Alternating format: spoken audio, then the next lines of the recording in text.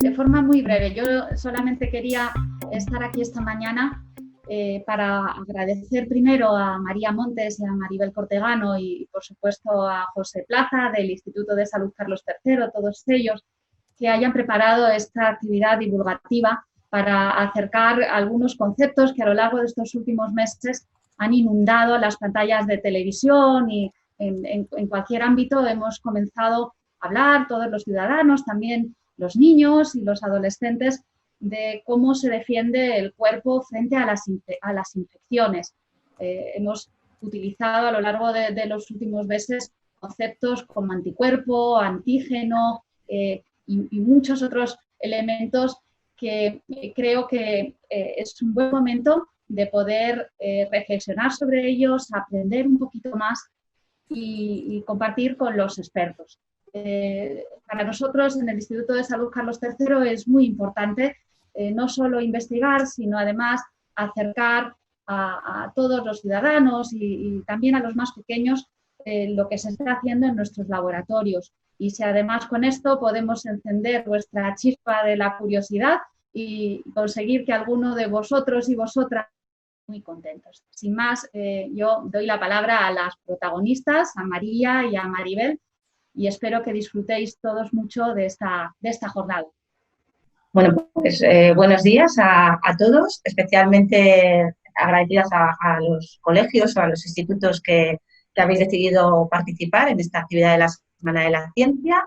Somos María y Maribel, investigadoras en el área de inmunología del Centro Nacional de Microbiología del Instituto de Salud Carlos III. Y bueno, ¿quieres decir algo más, María? Pues nada, lo que queríamos acercaros es un poquito parte de nuestro trabajo. Nosotros investigamos en el área de inmunología y os vamos a mostrar a continuación un vídeo que mezcla un poco una explicación muy básica de lo que es el sistema inmunológico y para qué sirve. A la vez que os acercamos, os queremos invitar a que vengáis a nuestro laboratorio y conozcáis las instalaciones en las que nosotros trabajamos. Y nada, poco más. Vamos a ver el vídeo, que es un vídeo muy, muy cortito, pero yo creo que os va a gustar. Después del vídeo hablaremos un poco entre todos y tendréis la oportunidad de consultarnos, preguntarnos cualquier duda, curiosidad que os asalte. Así que sí, nada. También queríamos, comentar por favor que durante el vídeo tengáis apagados los micrófonos para que no haya problemas de ruido. Y luego, por supuesto, José va a ser la persona que modere, pues luego ya vais poniendo vuestras preguntas, las podéis poner en el chat o las podéis hacer con el micrófono abierto. Gracias.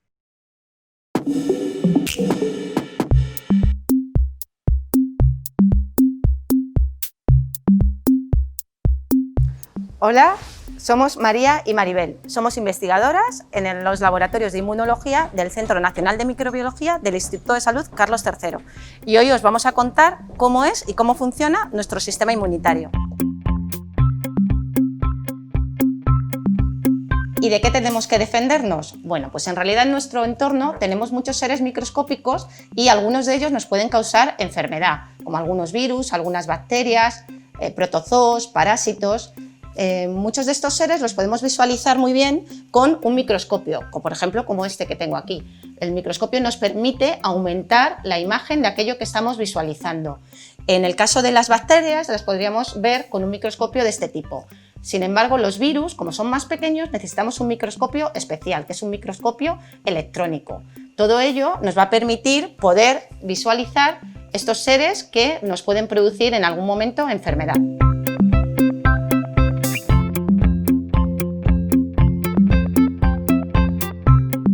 ¿Y cómo podemos defendernos de todos esos patógenos? Pues para eso tenemos el sistema inmunológico. Y diréis, ¿dónde está? Porque yo sé perfectamente dónde está el sistema nervioso, el sistema digestivo, el sistema locomotor. Pero, ¿y el sistema inmunológico? Es tan importante el sistema inmunológico que las células se encuentran por todo el organismo. En la piel, en las mucosas, hasta en el cerebro tenemos células del sistema inmunológico. Pero tenemos 3 cuarteles generales donde nuestras células van a nacer, entrenarse y luchar contra los patógenos. son el bazo, el timo y la médula ósea. También ahí tenemos otros órganos menores como son los nódulos linfáticos o las amígdalas.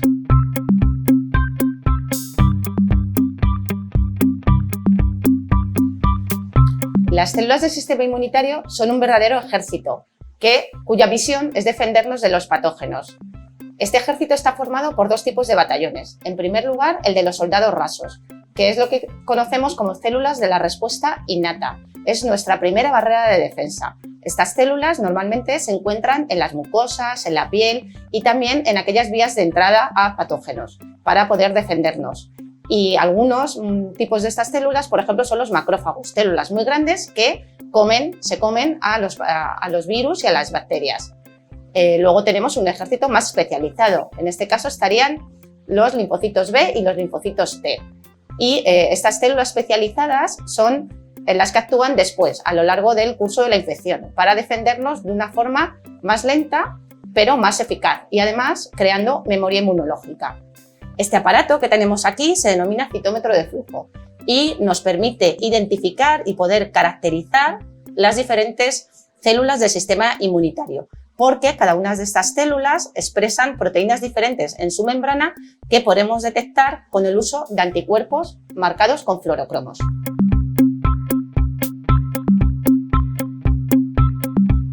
Nuestras células del sistema inmunitario tienen armas también para defendernos. Algunas de ellas las conocéis y las habéis escuchado en los últimos meses, como por ejemplo son los anticuerpos o las proteínas que se denominan citocinas. Todas estas moléculas ayudan a nuestras células a defendernos de los patógenos, porque además las células del sistema inmunitario son capaces de comunicarse entre sí a lo largo de nuestro organismo y se mandan mensajes, algo parecido a lo que nosotros hacemos cuando enviamos un WhatsApp para comunicar que algo está sucediendo en nuestro organismo.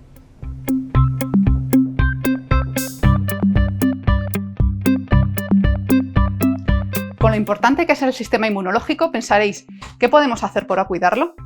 Pues básicamente lo que podemos hacer es lo mismo que hacemos para cuidar el resto del organismo. Una alimentación sana y saludable, hacer mucho ejercicio, higiene, lavado de manos y también cumplir con el calendario de vacunación. ¿Qué son las vacunas realmente? Las vacunas son un programa de entrenamiento de nuestras defensas, de nuestro pequeño ejército. Cuando nos vacunan, un trocito pequeño del patógeno es introducido dentro de nuestro organismo para que las células del sistema inmune las reconozcan y puedan luchar contra ellas de un modo más rápido y eficiente la segunda vez que nos infectamos.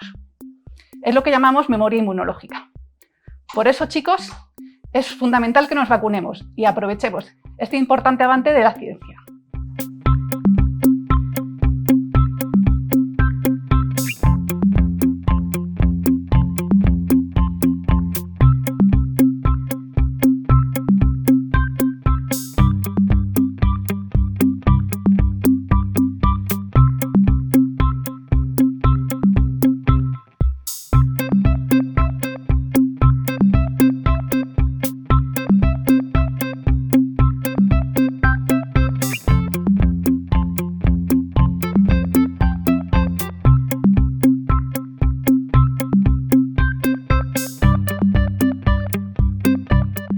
Pues nada, esperamos que os haya gustado este pequeño vídeo en el que os contamos unas nociones muy básicas de lo que es nuestro sistema inmunológico dentro de nuestro sitio de trabajo, que nos ha encantado compartirlo con vosotros.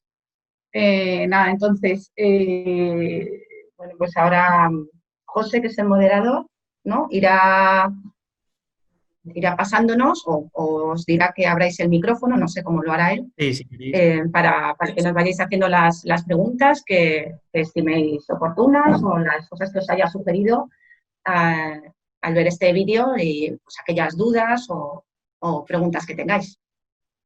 Sí, si queréis os cuento un poco rápidamente y ahora os vamos dando voz. Bueno, soy José, coordinador de contenidos digitales del instituto. Muchas gracias, María y Maribel, por el vídeo, que la verdad es que ha quedado muy chulo, y por la explicación. Si tenéis vosotras de todas formas algún comentario extra que aportar en algún momento, lo decís, cualquier comentario que queráis aclarar o cualquier información.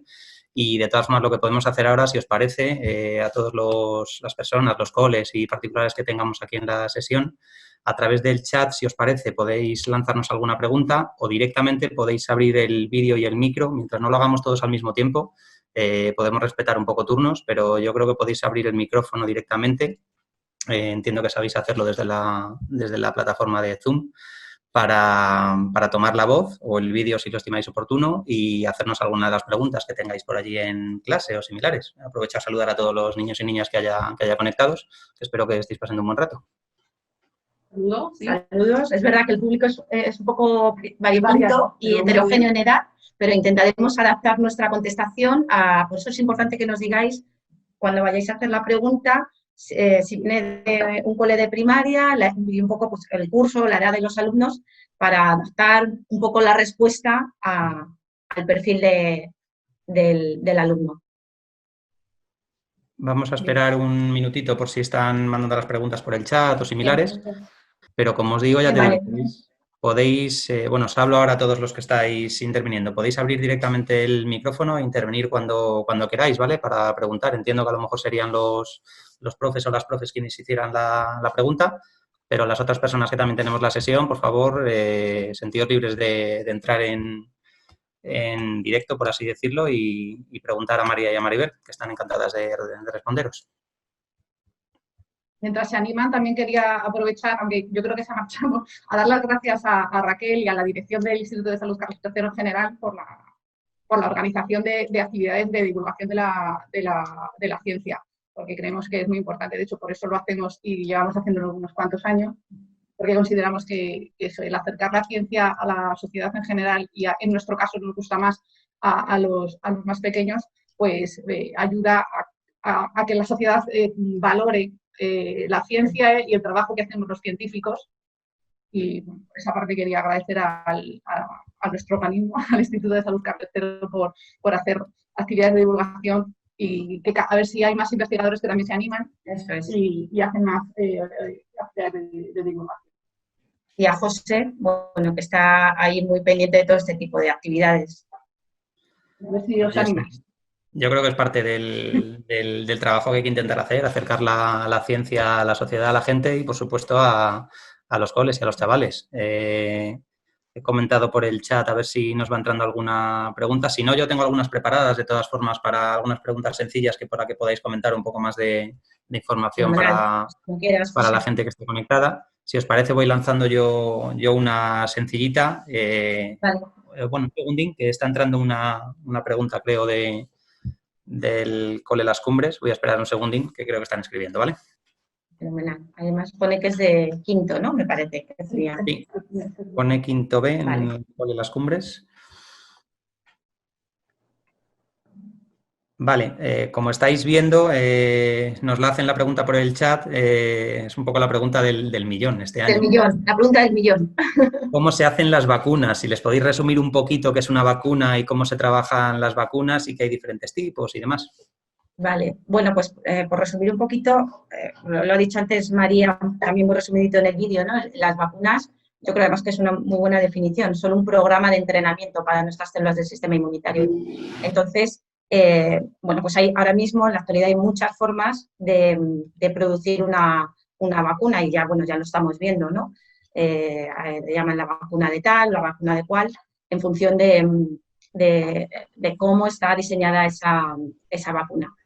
Y bueno, pues realmente lo que se hace es enseñarle a nuestro sistema inmunitario una proteína del patógeno o el patógeno completo pero atenuado, que quiere decir que no es virulento, no nos va a producir la enfermedad, pero sí provocar que nuestro sistema inmunitario sea capaz de reconocer algo extraño y entonces le va a enseñar a que en un segundo contacto con ese agente patógeno pues sepa defenderse, ¿vale?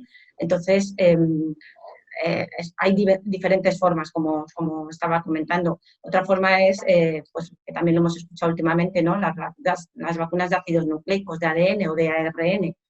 Lo que se hace es inyectar en el propio huésped, la persona que se va a tratar, el material genético y entonces ese material genético después utiliza nuestra maquinaria, la de nuestras células, para transformar esa molécula de ADN o ARN en proteína, y esa proteína va a ser también reconocida para reaccionar frente a ella, al ser una proteína extraña, una proteína que no es de nuestro organismo. María, ¿qué se le como las vacunas, es un producto médico que va a entrar en nuestro cuerpo. Es importante que este producto pase por distintas fases en las que se van a asegurar su seguridad y su inocuidad. Una vez estudiado el virus o bacteria, en este caso voy a decir virus porque al final estamos inmersos en un proceso de pandemia causada por un virus. Entonces, lo primero es analizar bien ese organismo, ese microorganismo, y ver qué parte de él puede ser inmunogénico. Significa que nosotros podemos responder frente a él. Cuando lo hemos adivinado, ¿no? Investigado, lo que haremos es ir probando esa vacuna en distintos modos. Primero en células, en cultivos celulares, dentro del laboratorio. Luego en animales de experimentación. Luego ya en seres humanos voluntarios. Esas son las diferentes fases de las vacunas que habréis oído a lo mejor en la prensa. Y que todo necesita un proceso muy seguro, y para que luego cuando esa vacuna llegue a nosotros sea totalmente segura y efectiva frente al virus o bacteria frente al que sea general. Gracias, María y Maribel. Nada, simplemente lo que comentabais, que sepáis todos que desarrollar una vacuna lleva su tiempo. Normalmente lleva muchos años. Este año que tenemos una situación tan complicada con el coronavirus, sabéis que se están intentando acelerar un poco los tiempos para tener cuanto antes una vacuna. Pero bueno, hay que esperar para que efectivamente sea segura, lo primero, y luego intentar que funcione y que sea eficaz. La siguiente pregunta que nos llega, mira, nos comentan que van a entrar hay algún niño o niña para hacernos una pregunta, pero nos había llegado otra antes. Muy bien. Tenemos una bastante general. Había un chaval interesado en saber cómo funciona el microscopio. Si le podéis explicar un poquito el microscopio electrónico que permite ver los virus, cómo funciona y cómo podemos ver estos microorganismos. Vale, bueno, pues microscopios, hay varios tipos de microscopios, ¿vale? El microscopio óptico es el que nos va a permitir ver, por ejemplo, las bacterias, como comentaba en el vídeo, o las células nuestras, ¿vale? En cambio, el microscopio electrónico es un microscopio que amplifica muchísimo más la imagen, llega al orden de nanómetros, que es 10 elevado a 9. Entonces, esto nos permite ver los virus, que son mucho más pequeños que las bacterias. Y bueno, pues lo que tiene el microscopio es un sistema de lentes que van amplificando la imagen que ponemos sobre una zona del microscopio que se llama la platina, ¿no? Ahí ponemos el porta, que es donde está la muestra, y tenemos que enfocar con el objetivo. Hay diferentes tipos de objetivo. Los más clásicos en los microscopios ópticos son de 10, de 20, de 40 y a veces de 63, ¿vale? Y luego además hay unos objetivos especiales que se llaman de aceite, porque se utiliza entre el porta y el objetivo, se pone una sustancia que es un aceite, ¿no? Aceite de inmersión. Y eso nos permite también mejorar la resolución con la que vemos la muestra que pongamos en el microscopio. Y eso los objetivos de aceite suelen ser normalmente de 100 y algunos también de 63. 63 quiere decir 63 por o 100 por. Eso nos está diciendo que está aumentando 100 veces el tamaño de lo que nosotros estamos viendo a través del microscopio, ¿vale? Y luego el microscopio electrónico además es un poco diferente porque lo que incide sobre la muestra es un haz de electrones y eso es lo que nos da una imagen a nosotros de lo que estamos visualizando a través del microscopio. Son microscopios mucho más grandes y no suelen estar en todos los laboratorios, sino que suele haber un departamento dentro de los centros de investigación donde está el microscopio electrónico. En cambio, los microscopios ópticos, pues sí que hay muchos en cualquier laboratorio de rutina. Muchas gracias por la explicación. Si en algún momento nos queda claro algo, podéis repreguntar, podéis intervenir directamente o podéis continuar con las preguntas por el chat, ¿vale? Una cosita que no he comentado es que para ver las células al microscopio óptico, normalmente las células hay que teñirlas, ¿vale? Porque si no las células no se verían. Son un poquito transparentes y nosotros ¿Vale? les ayudamos. Las pintamos. Las pintamos colores. Pues mirad, querían intervenir yo creo directamente desde el Cole Las Cumbres. Si os parece, quinto C, que nos habéis comentado que los mismos niños iban a hacer las preguntas, si os parece podéis entrar directamente. Si tenéis algún problema con el vídeo nos lo decís. Hola. Tengo aquí, voy a dejar que los hagan ellos mismos. Fenomenal. Muy bien. Os escuchamos. ¿Qué se recomienda comer? ¿Qué se recomienda para comer lo de? ¿Qué se recomienda para comer lo de? ¿Qué se recomienda comer para ayudar al ¿Qué sistema? se recomienda comer Vale, muy bien, María. para ayudar al sistema? Muy bien, muchas gracias por vuestra pregunta. Pues seguro que en el colegio lo han explicado muchas veces. El sistema inmunológico, como el resto de sistemas del organismo, tenemos que cuidarlos siguiendo unos hábitos de vida saludable. Y que eso habrá en contar en el cole muchas veces. Entonces, antes era la pirámide de los alimentos. Ahora ya lo van cambiando y es la rueda de los alimentos saludables. Mucha verdura, mucha fruta. Proteínas para los músculos, pero también las proteínas son muy buenas para nuestras células del sistema inmunológico. Poco azuquitar y grasas siempre de tipo saludable, que seguro que os han contado muchas veces la diferencia entre grasas saludables y grasas un poquito menos saludables o grasas trans. Y ya está. También, aparte de lo de la alimentación, es muy bueno hacer ejercicio. El ejercicio hace que nuestros músculos y nuestros huesos se pongan en movimiento y se liberen una serie de proteínas o citoquinas que habréis oído varias veces que ayudan a elevar nuestras defensas. Significa que nuestras células estén preparadas para que cualquier infección que nos pueda, que de repente pueda venir a nuestro cuerpo.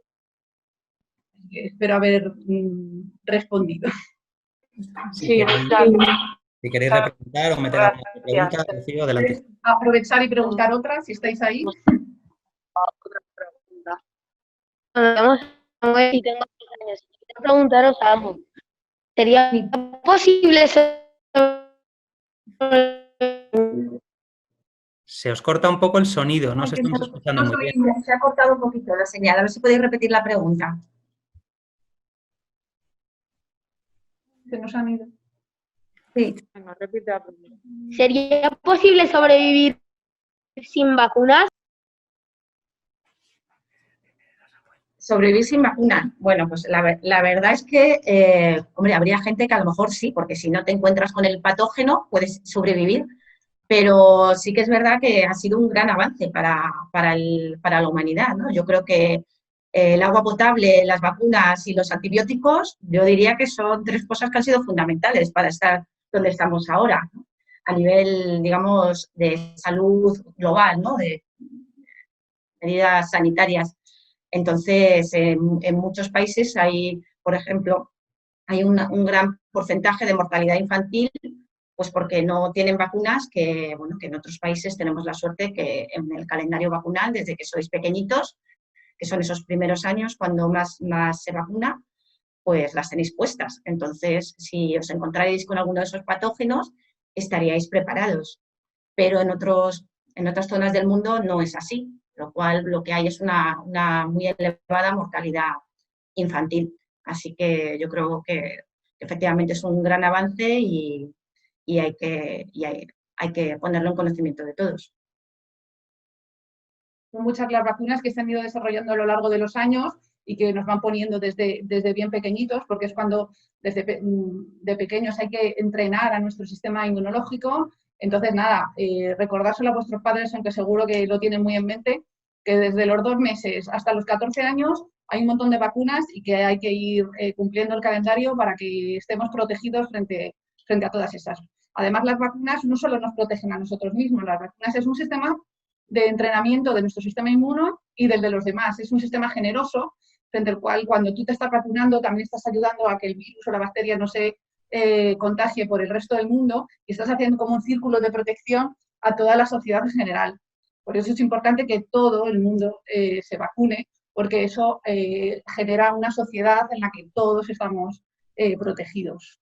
Sí, eso habréis escuchado que las vacunas es un acto, también la vacunación es un acto que se dice solidario, ¿no? Que no solo piensas en ti para protegerte, sino que además estás pensando en los que tienes a tu alrededor. Igual que ahora cuando tenemos medidas de higiene y mascarilla. Con la mascarilla nos estamos protegiendo a nosotros, pero también estamos protegiendo a los demás. Por eso es importante que todos llevemos mascarilla en este momento puntual que nos ha tocado vivir. Si os parece, voy leyendo alguna otra pregunta que nos llega por el chat. Vale. Rocío, si en algún momento queréis volver a intervenir, por supuesto nos lo decís. Nos preguntan de una clase de quinto, una pregunta que me ha gustado mucho. ¿Por qué las vacunas se inyectan? Que si no habría otra forma de ponerlas, que ya sabemos que molestan un poquito. Esa pregunta es muy frecuente. Hay alguna vacuna que sí que es oral, o sea que te la puedes tomar bebida, pero lo que pasa con muchas de las vacunas es que las proteínas o por lo que están formadas, si las tomásemos vía oral, que sería lo sencillo, nuestras enzimas del sistema digestivo y del estómago las destruirían y no podrían ser bien vistas luego, bien asimiladas por nuestro sistema inmunológico. Por eso, al final, pues muchas de ellas son inyectadas, aunque ya sabemos que es un poquito molesto, pero así nos aseguramos que la cantidad de vacuna que está llegando a nuestro sistema inmunológico es suficiente para que nuestro sistema inmunológico lo vea, nuestras células del sistema innato las presenten esa vacuna al sistema, a los linfocitos T, a los linfocitos B, para que se genere una respuesta inmunitaria de memoria y que luego podamos responder frente a ese patógeno. Entonces, es un modo de asegurarnos que verdaderamente la vacuna está llegando donde tiene que llegar. Y de todas formas, no perdáis la esperanza, porque en muchos laboratorios se está investigando en vacunas, digamos, que lleguen de otra forma, ¿no? Que no sean inyectadas, como decía María, tipo oral, incluso a través de parches de la piel, o sea, que se está investigando en muchos laboratorios en mejorar la vía de administración de las vacunas. Por eso la ciencia es tan importante. Por eso es muy importante seguir haciendo ciencia.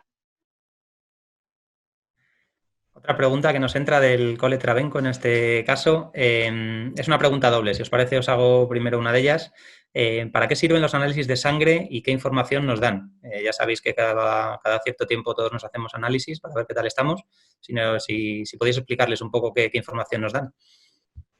Sí, bueno, pues los análisis de sangre, esas células del sistema inmunitario están circulando por todo nuestro organismo, por los vasos sanguíneos en la sangre, ¿no? La sangre lo que tiene son células del sistema inmunitario, fundamentalmente. Y bueno, pues hay unos rangos de los números celulares que debemos tener de forma normal, no patológica, cuando estamos sanos, tanto en los niños como en las personas más jóvenes, más adultos o más ancianos, ¿vale?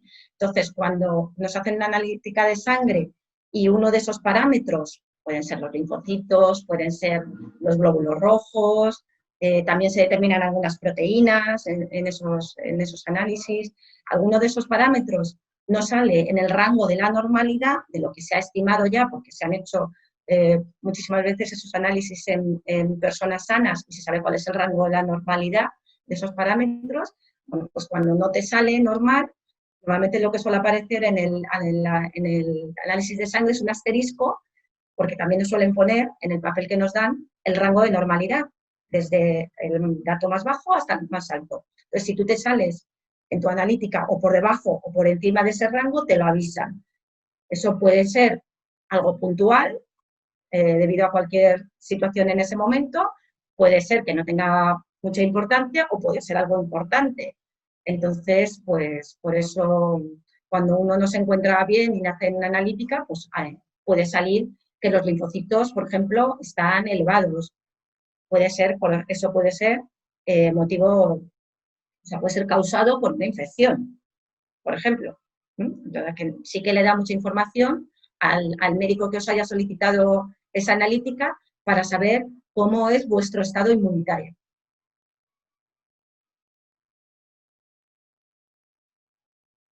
Perdón, que no José, tenía no te oímos. el audio. Ahora. La misma pregunta a la que habéis de linfocitos, y de hecho en el vídeo que hemos visto antes lo habéis hablado y demás. Nos preguntaban también de la misma clase que cómo son las diferentes células del sistema inmunitario que nos defienden, que si podéis contar un poquito más de ellas. Ya hemos dicho que hay varias, el sistema inmunitario tiene varias armas que no actúan todas al mismo tiempo y que se comunican entre sí, pero si podéis describirlas un poquitín más. Vale. Pues tenemos como dos tipos principales de células del sistema inmunológico. Están las células del sistema innato y las del sistema adquirido adaptativo. Las del sistema innato son como la primera barrera de defensa. Son células que están, llamamos nosotros, soldados rasos.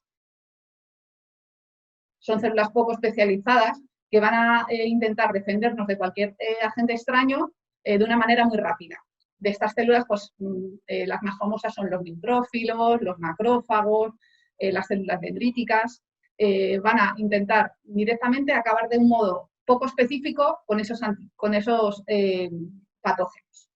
Y a la vez van a ayudar a que se pongan en marcha las células de la respuesta adaptativa, que esas son principalmente los linfocitos T y los linfocitos B. Son unas células que llamamos nosotros son los soldados de élite, unas fuerzas especializadas que ya van a atacar al patógeno de un modo más específico, con unas armas más específicas, como son los anticuerpos, que son producidos por las células, por los linfocitos B, y luego los linfocitos T tienen otros modos de actuar, sobre todo secretando citoquinas y con otras armas más específicas. Entonces, más o menos, os he contado un poco básicamente lo que son las células del sistema inmunitario y lo que van haciendo cada una, más o menos. Pues seguimos pasando. Deciros también que todas estas poblaciones... Sí, no, comentar que dentro de estas poblaciones que decía María, además se dividen en muchísimas subpoblaciones más, ¿eh? O sea, que tenemos muchísimos tipos diferentes luego de cada tipo de linfocitos, T, B, etcétera. Continúo leyendo si os parece, salvo que nos queráis escribir e intervenir directamente, como ha hecho antes Rocío, creo que era. En cualquier momento, si lo queréis solicitar, intervenís directamente, pero mientras sigo leyendo, si os parece. Aquí hay una pregunta, mira, tenemos desde el Instituto otra actividad que va un poco centrado en lo que dice esta pregunta dentro de unos días. ¿Cómo se sabe si tienes un virus o no? Y en la misma pregunta nos añaden que cómo se hacen los test de antígenos. Esta es súper profesional, esta pregunta. Sí, esto se nota ya que es de bachillerato. No, Pues, no, está ahora a la orden del día. Está a la orden del día. Los test de antígeno. Los test de antígeno, bueno, están los test de antígeno rápido y la famosa PCR. Ya me voy a meter ahí un poco en el lío.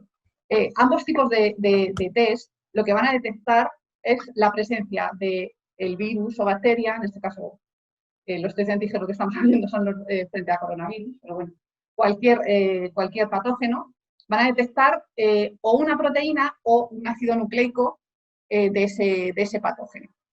Significa que en ese momento estamos infectados.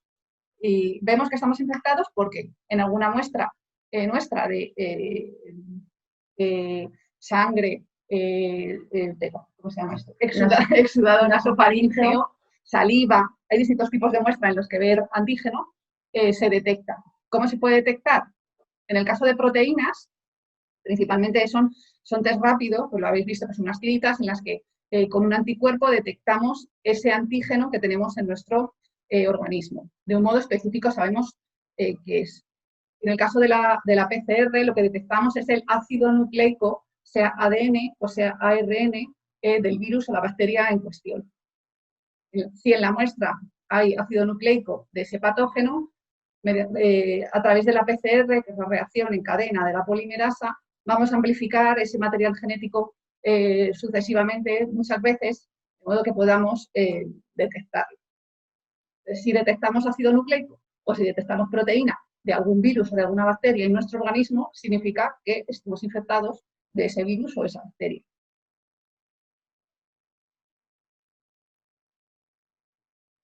Pues continuamos. Mira, me chivan que de hecho tenemos incluso un par de niños o niñas, no estoy seguro, desde casa, porque parece que estaban un poco malitos. Y están confinados. Un saludo para ellos, que os cuidéis mucho y que os esté gustando. Cuidaos. Otra pregunta.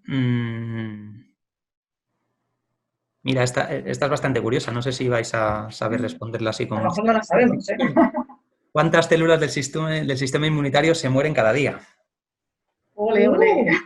¿Cuántas Vale. células se mueren No, cada día? Muchas. Directamente no te vamos a saber decir, pero te voy a salir por otro lado. Sí. Y es que la vida media de cada tipo celular es Es diferente. diferente. Entonces, por ejemplo, los eritrocitos, que son las células rojas o los glóbulos rojos, tienen una vida media de 120 días. Entonces, nacen, van viajando por el organismo, dan vueltas y a los 120 días se mueren.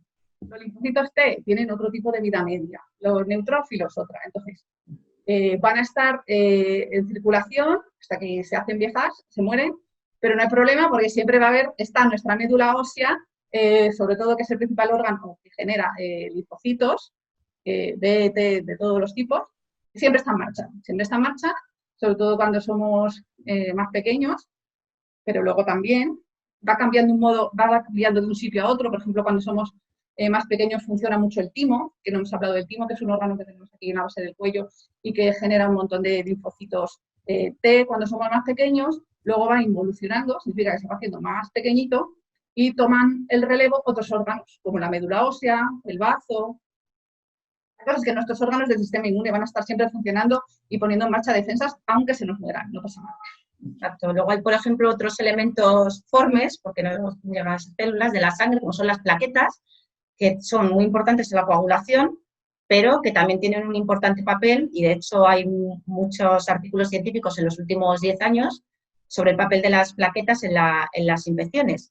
Y las plaquetas tienen un tiempo de vida medio en sangre muy cortito, de un día y medio, 2 días. O sea, que como veis hay una gran variedad en cuanto al tiempo de vida media que tienen nuestras células de sistema inmunitario en nuestro organismo. Y luego el tema que comentábamos antes de la memoria inmunológica, hay células que ya han aprendido cómo defenderse de un patógeno y las células que se generan de esa son clones idénticos, van trasladando esa información y ese clon capaz de defendernos de un determinado patógeno puede estar en nuestro organismo circulando toda nuestra vida.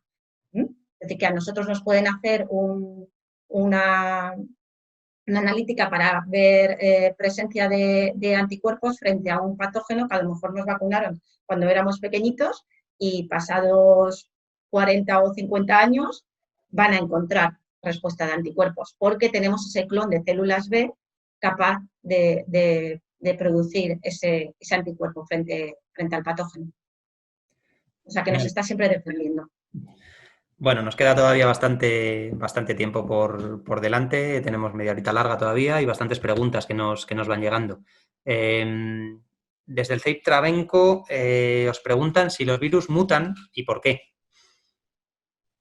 Bueno, los virus mutan, efectivamente, sí. Además lo hemos escuchado mucho, ¿no? Últimamente. Sí, mutan, pues porque es un mecanismo evolutivo, es decir, todas las células mutan. Tener en cuenta que las células cuando se dividen es como una fotocopiadora, digamos, y a veces al fotocopiar, a todos nos ha pasado, ¿no? Una zona de la fotocopiadora nos ha salido mal, ha salido más gris y no se ve bien, pues es un poco lo que pasa. Hay errores al fotocopiar ese material nucleico y bueno, pues aparecen mutaciones. Esas mutaciones a veces son lo que se denominan mutaciones silenciosas, es decir, no ocurre nada, hay un cambio en una base del ADN o del ARN y nos damos cuenta los científicos porque analizas esa secuencia, pero en realidad no hay ningún fenotipo, es decir, a ese organismo no le ha pasado nada con esa mutación. Puede ser también porque la mutación está en un sitio que se llama un intrón, un sitio que no se traduce en el material genético, que no llega a proteína y entonces no tiene tampoco ninguna consecuencia. Y hay otras mutaciones que sí que tienen consecuencias, pues terminan dando lugar a una proteína truncada o una proteína anómala o a una proteína que funciona mejor. ¿Qué ocurre en estos casos? Pues que cuando las mutaciones son favorables para el patógeno, normalmente lo que ocurre es que esa mutación se establece.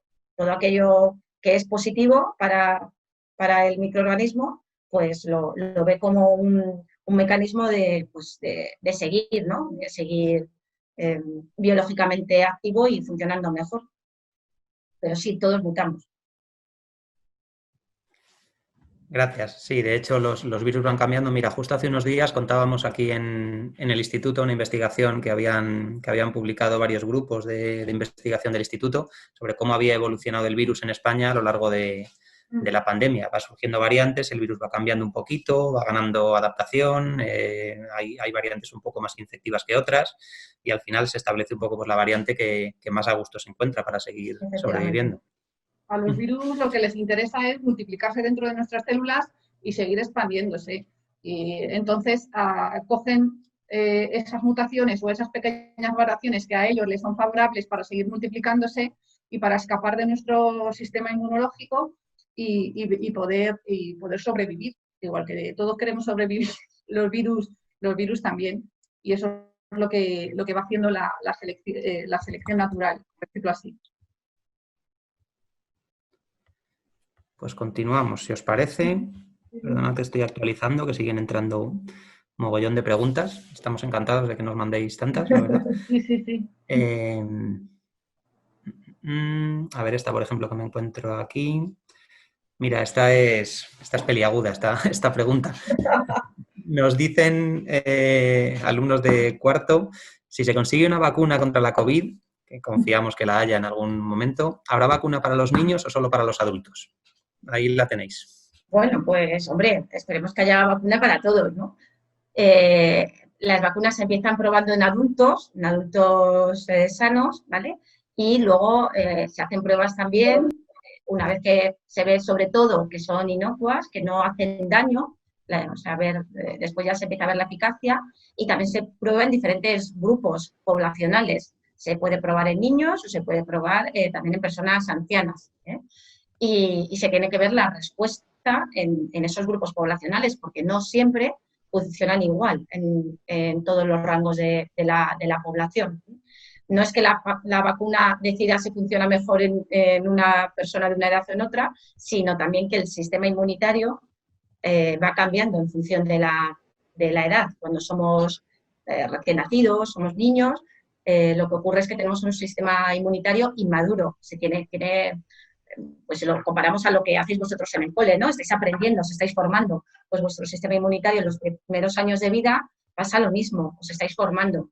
Al principio tenemos un poquito de defensas, sobre todo las generadas por anticuerpos, pero anticuerpos que pasan de la madre al niño a través de la placenta. Esas son nuestras primeras defensas. Y luego ya en los primeros años de vida, el propio individuo empieza ya a generar sus propios anticuerpos. Y bueno, luego ya en la edad adulta pues tenemos el sistema inmunitario normal y en el momento que empezamos a envejecer, lo que ocurre es que tenemos un sistema inmunitario que empieza a ser menos eficaz, menos capaz de responder, ¿vale? Por agotamiento. Es decir, en la infancia o en la niñez lo que tenemos es un problema de madurez del sistema inmunitario, en cambio, al final de nuestra vida lo que tenemos es un problema de agotamiento del sistema inmunitario. Por eso tampoco funcionan igual de bien las vacunas en las personas mayores y hay que adaptar cada tipo de vacuna también a veces a la edad de la población. Hay que tener en cuenta que somos millones y millones de personas en el mundo y cuando se empiece a producir la vacuna, cuando ya se vea que es efectiva y realmente segura, pues habrá ciertas prioridades, entonces, que marcarán los expertos, pero primero esas vacunas se administrarán nada más a personal vulnerable o de riesgo, personal sanitario o personas que tienen ciertas enfermedades que hacen que necesiten la vacuna porque si se infectan correrían más peligro. Entonces, habrá una serie de fases o de estadios o de prioridades a la hora de distribuir las vacunas. Pero a los niños a lo mejor llega un momento en que también los niños tenéis un sistema inmunitario al parecer muy fuerte frente a coronavirus y hay pocos niños, no significa que no los haya, pero bueno, hay pocos niños que tengan síntomas graves al infectarse. Entonces tendrán los expertos también que valorar eso a la hora de dar la vacuna a los niños. Pero ya iremos viendo cuando la tengamos qué pasa. Gracias. A ver.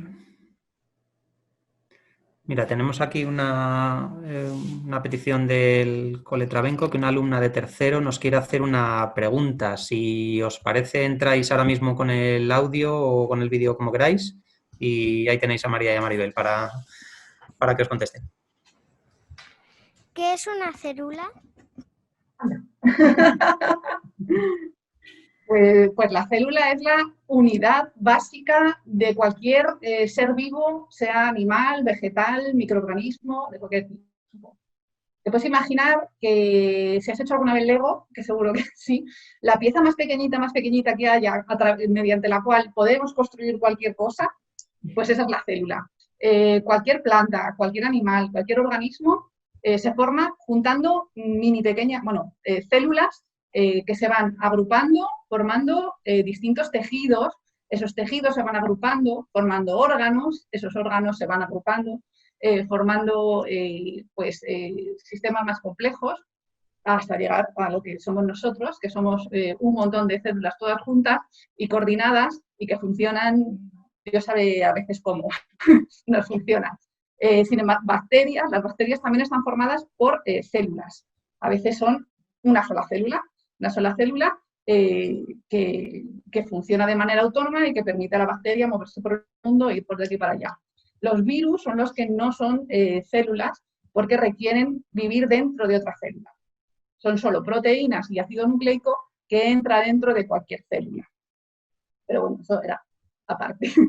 Pero las células son la pequeña unidad que forma cualquier ser vivo. Y dentro de esa célula hay un montón de proteínas y hay la información para que esa célula funcione. Eso es lo que llamamos el ácido nucleico o el libro de instrucciones de esa célula. Gracias a ese libro de instrucciones, que es una serie de letras todas seguidas, que parece que no tienen sentido, gracias a ese libro de instrucciones, esa célula funciona, esa célula se une a otras células y hace que todo el organismo pueda funcionar adecuadamente. La célula sería como una pequeña máquina, ¿no? Y tiene muchas, seguro que lo habéis estudiado en los libros o lo vais a estudiar, pues está formada, como decía María, por una membrana, luego tiene dentro la sustancia que está dentro de la célula, es lo que se llama el citoplasma, y en ese citoplasma hay un montón de orgánulos. Están el aparato de Golgi, el retículo endoplasmático, donde se produce la traducción de las proteínas. Está la mitocondria, que es la fábrica energética, es la que le genera la energía a la célula en forma de ATP. Si es una célula vegetal, están los cloroplastos. Y luego está el núcleo, que como también comentaba María, pues es donde está el material genético. Está ahí metido dentro, digamos, de otra bolsita dentro de la célula, porque es algo que es muy importante para la célula, es su libro de instrucciones. Entonces lo tiene como metido en una zona que está más reservada, más aislada, más controlado, pero en todo esto el núcleo está envuelto con una envuelta nuclear, tiene contacto con el citoplasma, hay poros que conectan el núcleo con el citoplasma y también hay a veces estructuras que son típicas de determinadas células, como los cilios o los flagelos, que son prolongaciones o pseudópodos o filamentos que salen de la membrana de la célula y que le ayudan a moverse, a tener contacto con las células vecinas, etc. O sea que hay unas características que son comunes a todas las células y luego hay otras características que en función del tipo de célula que sea y la función que tenga y el órgano en el que se encuentre, pues son diferentes. Por ejemplo, las neuronas, ¿no? Que seguro que habéis visto algún dibujo de una neurona, pues tiene unas prolongaciones que son más pequeñitas, que se llaman dendritas, y una muy larga que se llama axón, que es la que le sirve para comunicarse con otras células del sistema nervioso, para hacer la sinapsis. Bueno, pues un poco, luego hay unas morfologías también diferentes en cada tipo celular. Genial. Esa diferencia entre los de tercero de primaria y los de cuarto de la ESO, se podrían poner todos, los mayores se lo podrían explicar a los pequeños, pero bueno, lo hemos hecho para que todo el mundo lo pueda entender. Los de cuarto de la ESO ya se lo sabrán todo. Mira, desde una clase de quinto del Cole Las Cumbres nos dicen que acaban de estudiar las células, que les parece súper interesante lo que estáis contando y que conocen sus partes y que, mira, les está sirviendo como repaso. Muy bien. Todos un 10 en el examen, ¿eh? Sí, a lo mejor luego hay algún examen de esto. Estad atentos, chavales, que nunca se sabe. Creo que tenemos una pregunta. Si no me equivoco, me chiva mi compañera Susana, que por cierto le agradezco un montón todo el trabajo logístico que nos ha hecho para el tema de las inscripciones y demás, que la tengo por aquí en un grupo de WhatsApp. Creo que Mónica, que es una chica de un instituto, si no me equivoco, nos preguntaba una pregunta un poquitín más complicada. A ver si podéis responderla tanto para ella como para los niños un poco más pequeños que haya. Si es posible manipular las células del sistema inmunitario para tratar enfermedades, además del cáncer, que siempre es una de las que más se cuenta, pero si podéis dar alguna idea de esta posibilidad. Sí, claro, es posible. Sabéis que hay una cosa que se llama terapia celular y al igual que cualquier otro tipo de célula se pueden manipular las células del sistema inmunitario. También tenemos ahora mismo en investigación muchos modelos animales en los que lo que se ha hecho es justamente eso, manipular células. Entonces, se pueden silenciar genes, hacer que un gen no se silencie.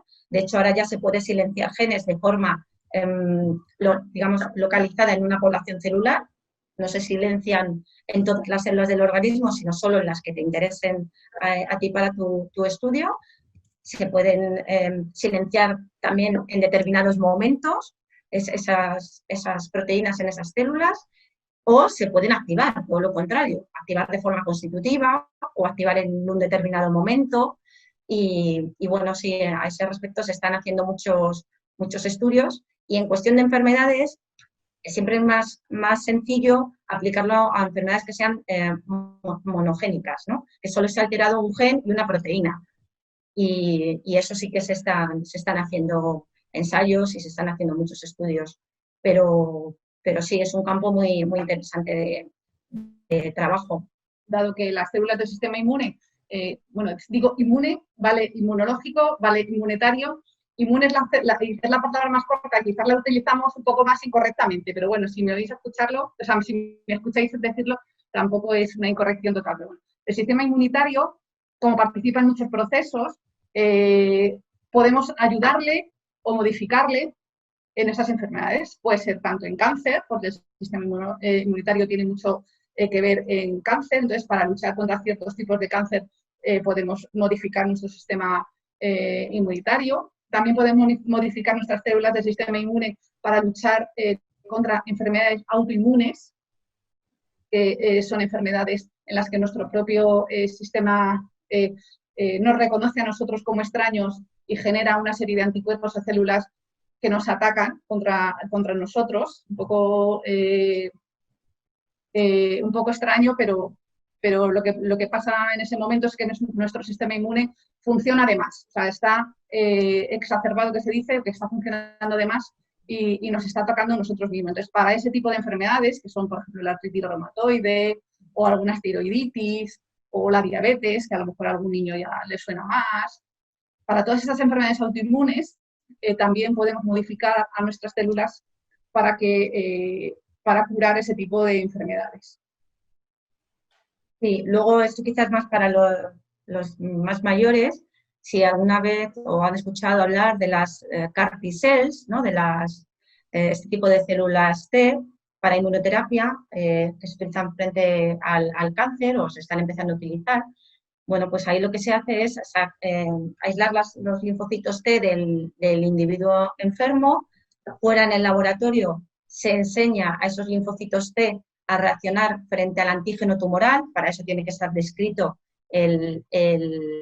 la proteína en el tumor o una de las proteínas que se expresa en el tumor y que es más inmunogénica. Y a estos linfocitos T del paciente se les entrena fuera en el laboratorio para que aprenda a defenderse frente a ese tumor, y luego se vuelven a inyectar en el paciente, en la misma persona. Como son sus propios linfocitos T, pues no crean rechazo y bueno, pues es una terapia que se está empezando a usar y en algunos casos está funcionando muy bien. O sea, sería lo que se denomina una medicina personalizada.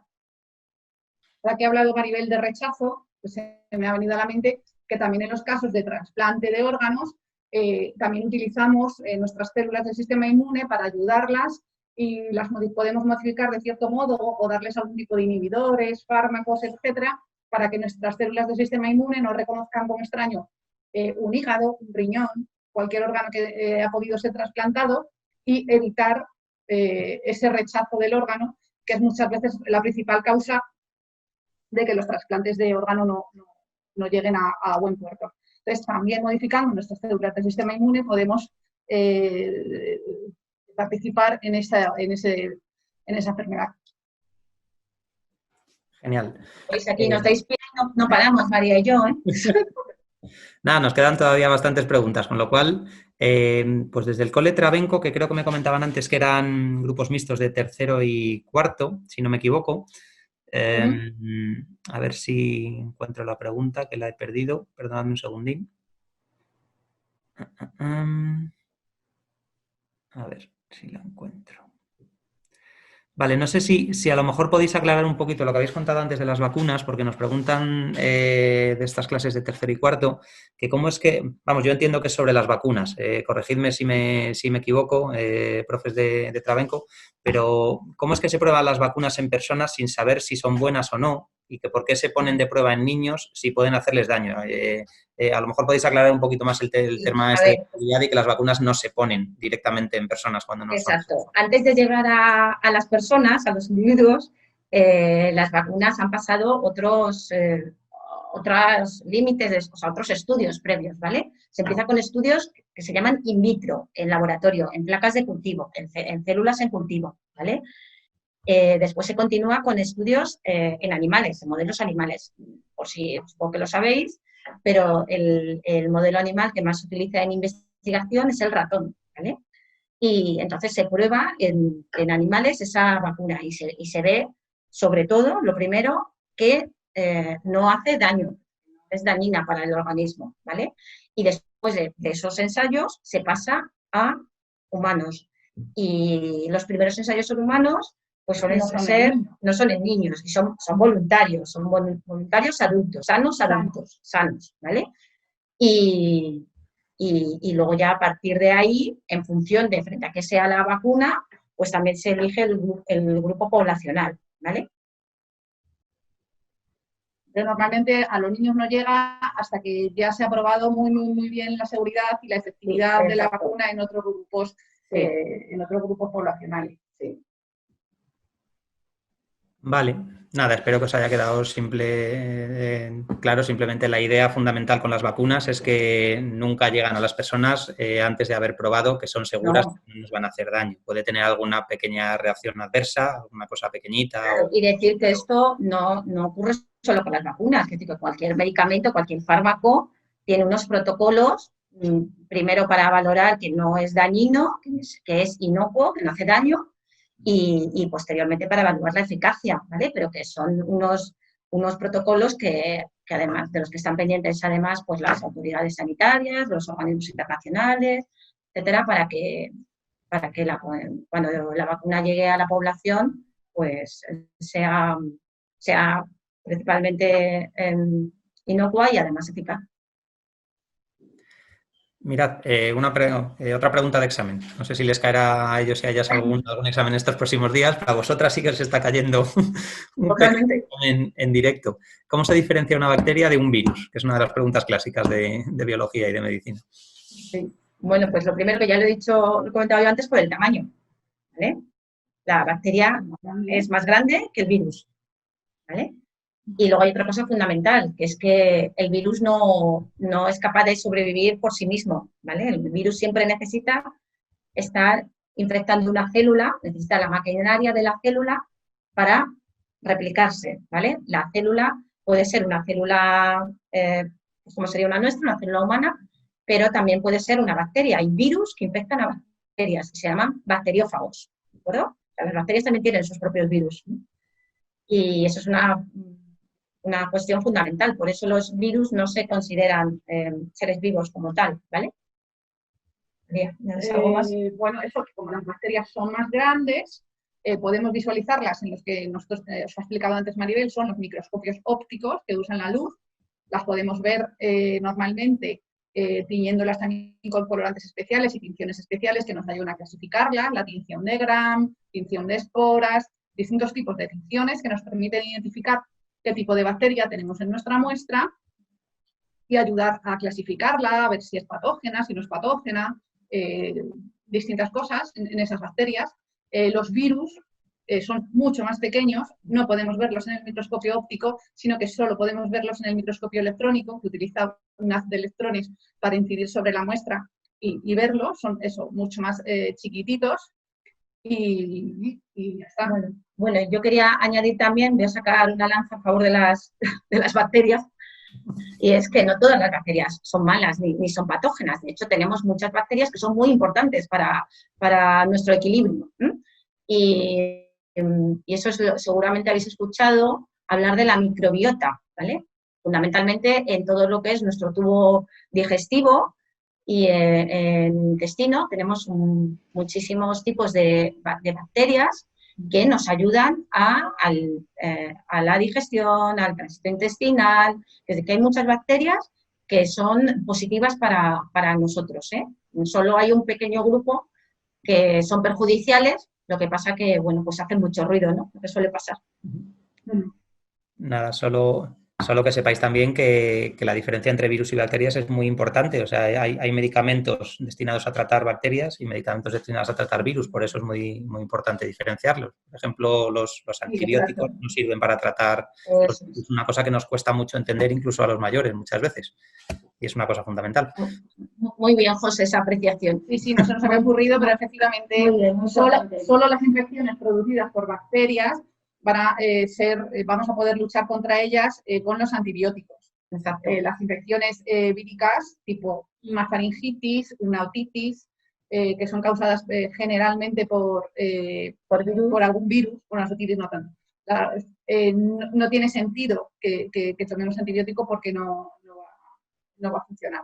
No, los antibióticos, muchos de ellos rompen la pared celular de la célula o atacan a su material genético específico, pero es que al virus no le va a hacer nada. Y lo que conseguimos muchas veces usando antibióticos cuando no tenemos que usarlo es que las bacterias que están a nuestro alrededor, en nuestro organismo o por ahí, se hagan resistentes. Eso significa que cuando la bacteria está demasiado tiempo presente, demasiado tiempo en presencia de un antibiótico, ella consigue mutar, como hemos hablado antes, mutar y hacerse resistente. Significa que luego ese antibiótico no le va a hacer efecto. Con lo cual, los científicos y los investigadores van a tener que desarrollar otro antibiótico que sí que pueda afectar a esa bacteria que se ha hecho resistente. Por eso es importante cuando nos prescriban un tratamiento de antibióticos que lo tomemos el tiempo y las dosis indicadas por nuestro médico y que no lo tomemos cuando nos dé la gana o el tiempo que nos dé la gana. Importantísimo eso. Importante, sí. Mira, varias preguntas que nos llegan sobre coronavirus. ¿Os suena la palabra coronavirus? No. Nos llega alguna pregunta. ¿Cuántos tipos de coronavirus hay? Pues en grandes clasificaciones, bueno, ni María ni yo somos expertas en coronavirus, ¿eh? Nuestro área de conocimiento es la parte del huésped, ¿no? Y por comentaros, hay dos grandes tipos, los que denominan alfa y beta coronavirus, ¿vale?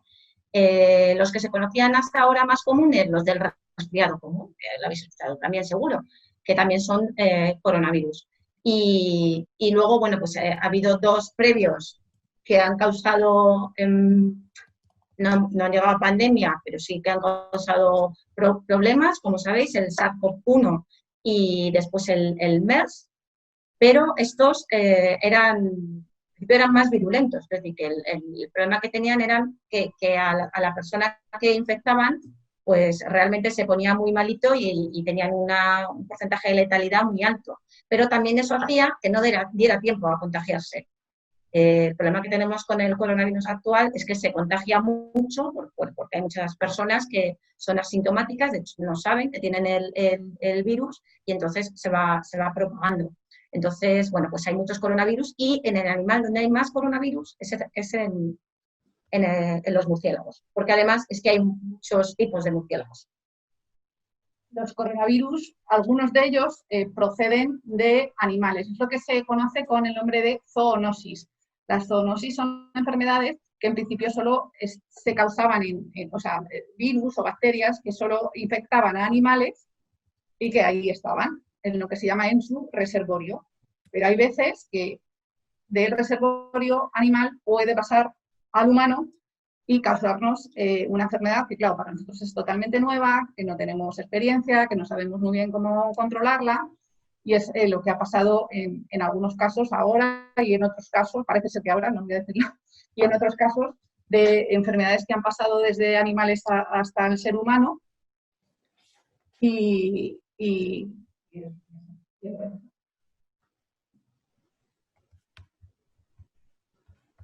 Continuamos. A ver, que estoy actualizando las preguntas que van llegando para el chat.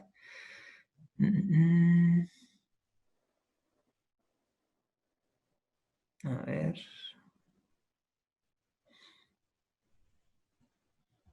Perdonadme un segundín, que me están entrando nuevas, que me va un poquito lento el sistema.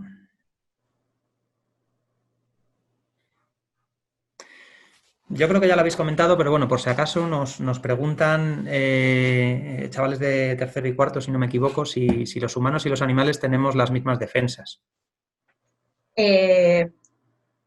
Tenemos parecidas defensas, no todos los animales. Es decir, los animales coinvertebrados, muchos de ellos tienen solo la parte de la defensa innata, esa primera barrera que comentábamos antes en el vídeo, que también decía María, ¿vale? Y según aumenta el grado de organización de los animales, el sistema inmunitario también va ganando en complejidad, ¿vale?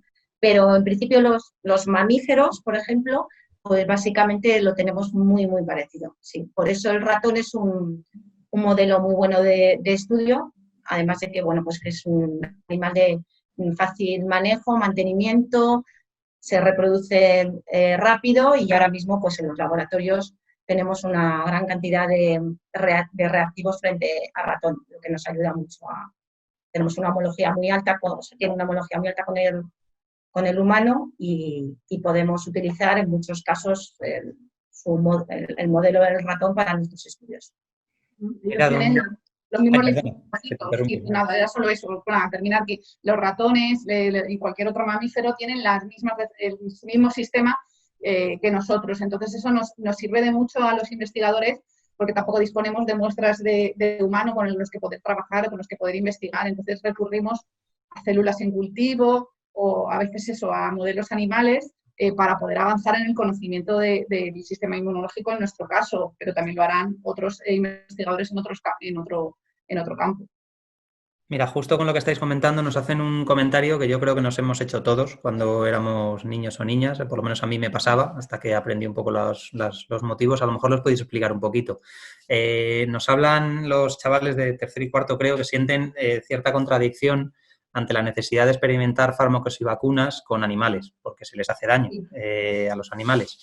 No sé si podéis comentarles el por qué necesitamos a los animales para investigar los fármacos y las vacunas antes de que lleguen a las personas. Sí, bueno, pues en ese caso deciros que hay una regulación súper estricta por parte de las autoridades competentes, tanto dentro de los centros de investigación como en la administración, como a nivel europeo. Es decir, los investigadores que trabajamos con animales tenemos, por supuesto, que tener unos títulos homologados, tenemos que tener una serie de requisitos para poder trabajar con animales. No todo el mundo puede trabajar con animales, ¿vale? Y luego, además, bueno, pues unas instalaciones, unos protocolos que están muy bien regulados por diferentes comités que te valoran si lo que tú vas a hacer con esos animales se puede hacer, no se puede hacer, etcétera. Y bueno, y por supuesto, a la hora de realizar el protocolo que vais a hacer con los animales, cada punto está muy supervisado. Deciros que siempre se utiliza la regla de las 3 R's, que quiere decir que si podemos evitar el uso de animales, se intentan reemplazar y no usar. Si se puede reducir el número de animales, se intenta reducir al mínimo, la N quiere decir el número de animales usar en tu experimento, pero asegurándote que vas a poder tener una suficiente potencia estadística, ¿vale? Esto a lo mejor lo van a entender mejor los más mayores, para que tus resultados sean creíbles, porque si por usar muy poquitos animales luego tu experimento no te va a decir nada, pues en realidad ahí sí que es una pena que has usado esos animales para nada, ¿no? Entonces es muy importante tener muy bien diseñados los experimentos para que el número de animales que vayas a usar sea el mínimo que te permita tener unos resultados que sean de verdad fiables, ¿vale? Y luego también es muy importante el mantenimiento de esos animales. Se intentan mantener, o sea, los animales están en los animalarios en las mejores condiciones posibles de alimentación, de ciclos de luz, de temperatura, de espacio. Un hotel de ratones. O sea, que se siguen unos protocolos muy, muy estrictos para... Y bueno, vosotros mismos lo habéis preguntado antes, ¿no? En el caso de esa pregunta de las vacunas a los niños, evidentemente tenemos que pasar por un modelo animal para muchas cosas. No podemos pasar de la placa de células en cultivo a probar algo en humanos, porque sería o sea, es un salto abismal, ¿no? Las células en un cultivo, en una placa, no están en un órgano, no están en un sistema, no están en un tejido, no están en un organismo y entonces pues ahí hay un montón de interacciones entre las células y entre dentro de todo el individuo que se pierden. Entonces, para poder valorar todo eso necesitamos el organismo completo. También os digo que hay otro sistema que ahora ya se están empezando a usar cada vez más, que son lo que se llaman cultivos organotípicos o explantes, que son como o mini órganos, que a lo mejor también lo habéis escuchado, que son pequeños sistemas in vitro, pero que avanzan un poquito más de lo que es el cultivo de células, ¿vale? Entonces, digamos que estás más cerquita del organismo o más del órgano, quizás, pero no llegas todavía al organismo. Pero bueno, quizá hay ciertas cosas que se pueden evitar y que se pueden hacer en esos sistemas. Entonces, eso es una forma de reemplazamiento, como os decía, de aplicar una de las 3 R's. Pero tenéis que pensar que que los experimentos con animales al final son los mínimos e imprescindibles para que un producto sanitario, una vacuna, cierto avance científico sea válido. Entonces, vamos a hacerles las menos perrerías posibles y que sufran lo menos posible, pero un mínimo de experimentación animal siempre va a haber para el desarrollo de cualquier vacuna o de cualquier fármaco, porque eso, como bien habéis preguntado antes, no podemos coger una vacuna recién desarrollada y pinchársela a un adulto sin haber hecho unas pruebas de seguridad previas. Espero que sepáis que están en buenas condiciones y que son los mínimos animales necesarios. Sí. Muy bien resumido. Nada, quedaos con la idea simplemente que os comenta María y Maribel, porque yo entiendo, o sea, yo recuerdo cuando era chaval que es una idea que me costaba aceptarla, que hubiera que investigar con animales y hacerles en ocasiones un poco de daño para saber cómo funcionan los medicamentos, pero es algo que los científicos lo saben. Yo que soy periodista, he escrito mucho sobre ello también, lo llegas a comprender que es necesario y se intenta hacerlo lo menos posible y de la mejor manera, porque si no, no tendríamos medicinas para nosotros, básicamente. Gracias por contarlo también, María y Maribel. Mira, una pregunta, no sé si trampa o difícil, ¿cuál es el virus más malo del mundo? ¿Cuál es de tercero y cuarto? Creo que nos lo preguntan. ¡Madre mía! Si nos ceñimos a la actualidad, está claro que el coronavirus actual se está ganando la etiqueta del virus más malo del mundo. Los virus y los agentes patógenos en general se clasifican en grupos de riesgo. Entonces, la mayoría de los patógenos están en lo que se llamaría el grupo 2 de bioseguridad o patógenos de grupo 2, que son que se contagian y que pueden causar un daño, pero que podemos curar. Más o menos resumido así, la OMS especifica cuáles son los criterios para a cada patógeno ponerlos en un nivel de bioseguridad. Hay virus y bacterias en un nivel 3, significa que son más peligrosos porque se contagian fácilmente a la colectividad y hay tratamiento, pero todavía no está muy probado. Y luego está el grupo 4 de bioseguridad de algunos patógenos, que son aquellos en los que se contagian muchísimo a la colectividad y no existe ninguna medida profiláctica o vacuna. Entre esos, pues no estoy muy segura, no me quiero lanzar sobre si el coronavirus actual está entre el 3 o el 4, no lo sé. El ébola también es otro virus muy malote, que es que se contagia también por el aire y lo que hace es unas fiebres hemorrágicas que son, bueno, que pueden acabar fácilmente con muchas vidas humanas. Y ahí también se tiene en cuenta la letalidad, o sea, no solo la capacidad de contagio, sino la letalidad, ¿vale? Y justamente yo lo leí el otro día, ¿no? Que creo que al principio el coronavirus se catalogó en 3, pero que estaban valorando pasarlo a 4 o, bueno, pues un nivel intermedio. O sea que el problema es que no hay ningún tratamiento y no hay ninguna vacuna. Entonces, bueno, pues estaría seguramente entre los peores. En función del nivel del virus o la bacteria, podremos trabajar con ellos en determinados sitios o no. Con estos virus de los grupos más altos o más peligrosos, tipo el ébola o este coronavirus, no se puede trabajar en un laboratorio normal, sino que necesita unas barreras de contención y unas prácticas de laboratorio especiales, y son los laboratorios llamados de alta bioseguridad o de P3, y hay muy pocos. Aquí en nuestro centro tenemos uno, en Francia tienen otro centro, hay otro centro parecido en Madrid, pero hay muy poquitos centros de trabajo que permitan trabajar e investigar con estos patógenos tan peligrosos, porque es muy importante manejarlos en unas condiciones de seguridad extremas. Bueno, nos queda todavía un poquitín de tiempo. Comentadme también, porfa, los coles y las personas que estéis, si vais bien de tiempo o mal. También vosotras, María y Maribel, si podemos echar 10 minutitos más. Nosotros hoy dedicamos el día a la ciencia. Bueno, todos los días. Todos los días. Todos los días, ¿no? Hoy un poco a la divulgación también. Eso es, vamos a la divulgación. No, queremos aprovechar y que ningún cole se quede sin preguntar cualquier cosa, o que pregunte y qué les está pareciendo la actividad. Por aquí tenemos otra pregunta que nos van a hacer en directo los chavales del de Trabenco, que si no me equivoco me han comentado antes que son de tercero y cuarto de primaria, o sea que adelante cuando queráis, por favor. ¿Un virus puede atacar cuando otro está atacando? Sí, entonces puedes tener una coinfección, se llama coinfección. Tienes 2 virus atacándote a la vez. Ahora a lo mejor estáis escuchando lo importante que es la vacunación de la gripe. ¿Por qué? Pues porque puedes tener una coinfección. 2 virus, sí, en el caso de contagiarte también del SARS-CoV-2, ¿no? Entonces, sí, efectivamente. Y eso, bueno, pues en principio puede ser peor y bueno, y hay que tener cuidado, pero sí puede ocurrir que tengas una coinfección. Otro caso, por ejemplo, frecuente es en el caso de los pacientes que se infectan por el virus HIV o el virus que produce la enfermedad que se llama SIDA. Hay muchos de estos pacientes que están coinfectados con otro virus que es el de la hepatitis, ¿vale?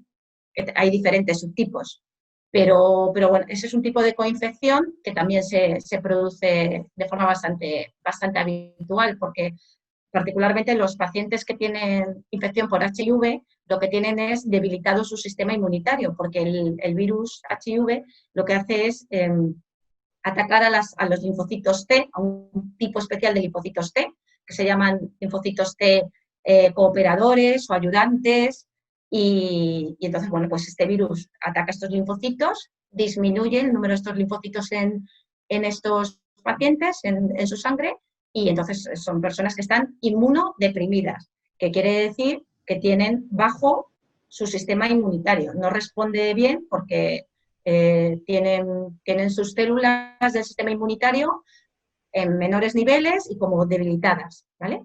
Y bueno, sí que puede... Por eso pueden tener otra infección con otro virus. Claro, y entonces es más fácil que se infecten por otro patógeno.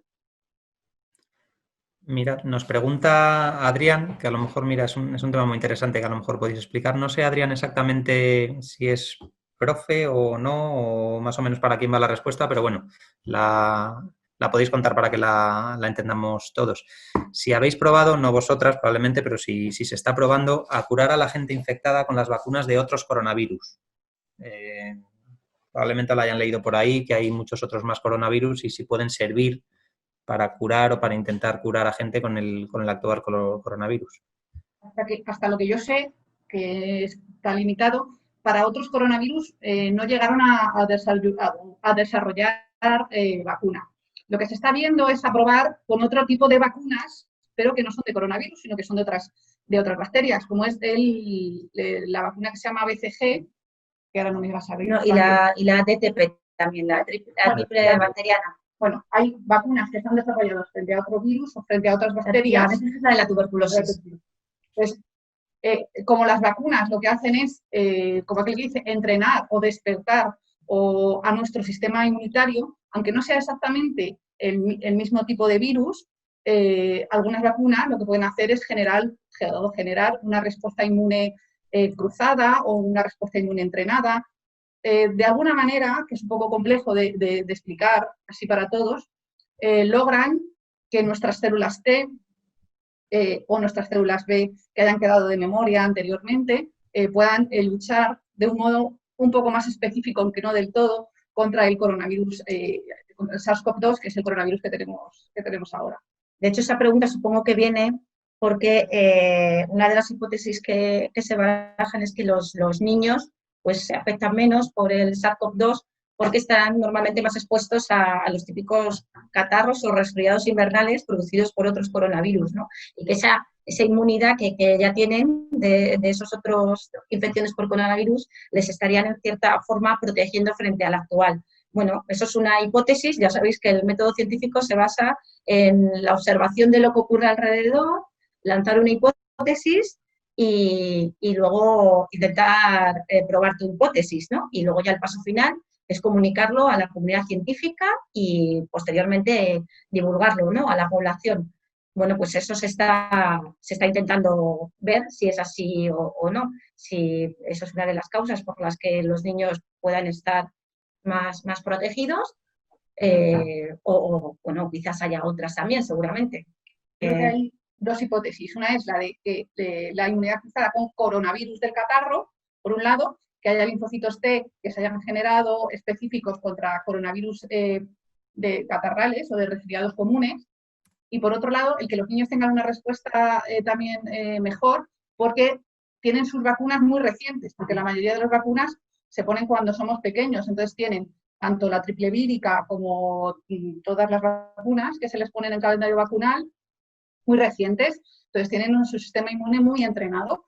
Entonces, esas dos cosas, la reactividad cruzada frente a virus, otros betacoronavirus, como son los virus de resfriado común, y lo de las vacunas, son dos hipótesis que ahora mismo están estudiando en distintos laboratorios de investigación para ver, porque cuanto más sepamos sobre el coronavirus y más sepamos sobre nuestra respuesta inmunitaria frente al coronavirus, pues más fácilmente será también desarrollar las vacunas y evaluar la eficacia de las vacunas. Eso es. Tenemos por aquí otra pregunta. Hay un estudio... nada, José, es que me ha venido a la cabeza ahora mismo. Hay un estudio publicado en una de las mejores revistas científicas, en Nature, hace unos meses, que ven, por ejemplo, reactividad cruzada en pacientes que han pasado del SARS-CoV-2. Lo que ellos ven es reactividad cruzada con la famosa proteína Spike, ¿no? Esta, que es como una espina en la superficie del virus.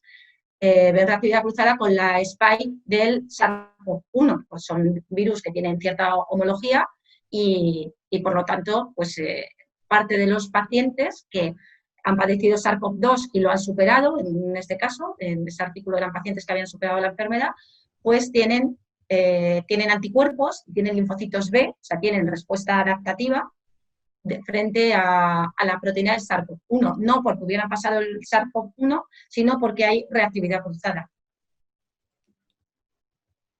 Otra preguntita que tenemos, creo que también del Cole Trabenco, efectivamente. Sí, adelante. ¿Por qué tardan tanto en hacer las vacunas si solo es como un trozo muerto del virus? Bueno, nos encanta esa pregunta. Muchas gracias por hacerla. Bueno, es que vosotros tenéis una percepción del tiempo que tarda mucho, pero en realidad es que los experimentos requieren, hay una frase que dice, ¿no?, que la paciencia es la base de la ciencia. La experimentación requiere mucho tiempo. A veces las cosas tampoco salen bien al principio, hay que repetir mucho los experimentos para estar seguro que te funcionan bien. Y en el caso de las vacunas, que además es un producto que luego se va a poner a la población sana, pues hay que tener muy claro todo eso. Y además otra cosa importante es que la respuesta adaptativa tarda unas semanas en verse en cualquier individuo. La respuesta innata suele ocurrir en la primera semana después de la infección y la respuesta adaptativa viene después. Con lo cual, cualquier experimento que se haga en un modelo animal, pues al menos requiere de 1 o 2 meses para ver que todo está saliendo bien, pero no porque, porque es digamos que es la cinética o el tiempo normal de ver la respuesta inmunitaria. O sea que, claro, eso no se puede aportar.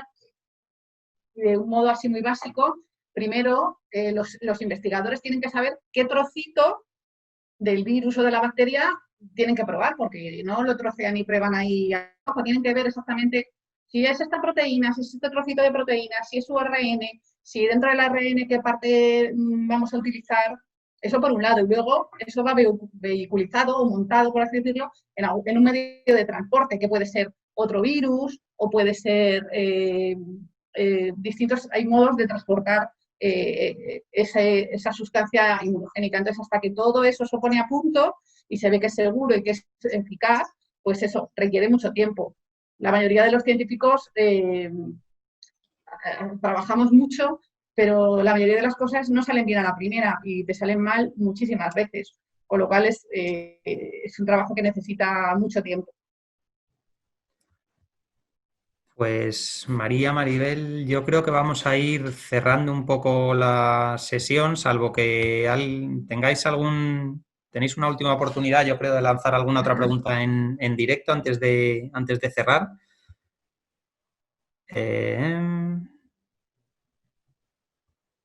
Bueno, aquí nos entra una última pregunta que no tengo muy claro que sea un poco de vuestro campo. Yo os la hago por si acaso, ¿vale? Nos pregunta Martín Adrián, perdona, por las mejores mascarillas para hacer educación física.